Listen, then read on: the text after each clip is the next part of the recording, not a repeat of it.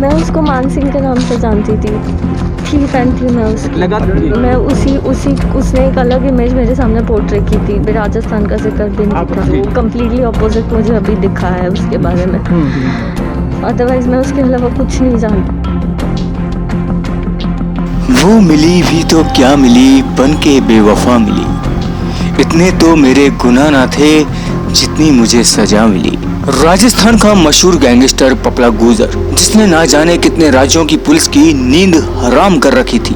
बहरोड थाना पुलिस पर फायरिंग के बाद पपला फरार था। पुलिस की बड़ी मशक्कत के बाद मिला तो महाराष्ट्र के कोल्हापुर में, वो भी अकेला नहीं, अपनी गर्लफ्रेंड जिया के साथ।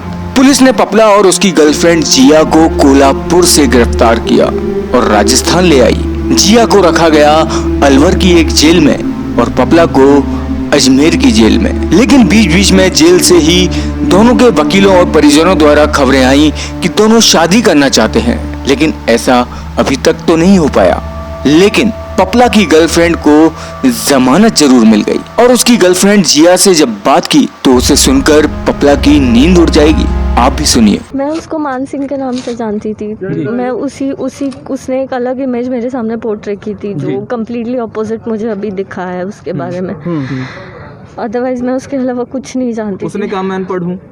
हाँ, वो पढ़ा लिखा नहीं था, ऐसे कहा था उसने।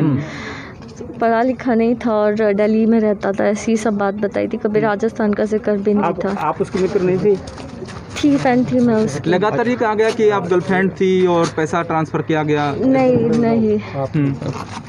देखिए अभी आप एक अच्छी दोस्त रही उसकी और इसलिए भुगतना पड़ा सब शायद।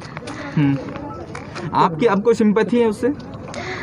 मुझे उसके पेरेंट्स के लिए सिंपैथी है, उसके लिए नहीं है। बस उसके पेरेंट्स के लिए ही है कि वो गलत सिचुएशन, जो भी सिचुएशन थी उसने गलत वे चुना है उसका। बस यही। आपका विश्वास ब्रीच हुआ, धोखा हुआ है। आपको पुलिस से कोई बात, अब क्योंकि लंबा टाइम एक हुआ, पुलिस से कोई शिकायत आपको? नहीं, कोई शिकायत नहीं है। मेरा बहुत अच्छा टाइम, सब लोगों ने बहुत सपोर्ट किया, बहुत स्टाफ अच्छा था, मुझे बुक्स भी प्रोवाइड की गई। और क्या आपने रामायण पढ़ी? हाँ।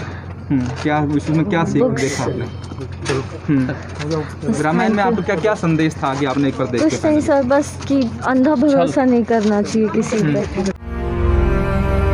तो ये थी पपला की बेवफा मोहब्बत, या कहें पपला के आतंक से बेखबर जिया।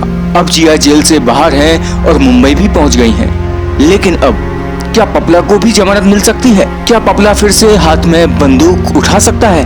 अगर मोहब्बत सच्ची थी तो जिया ने ऐसा क्यों कहा कि उसे पपला से कोई सिंपैथी नहीं है?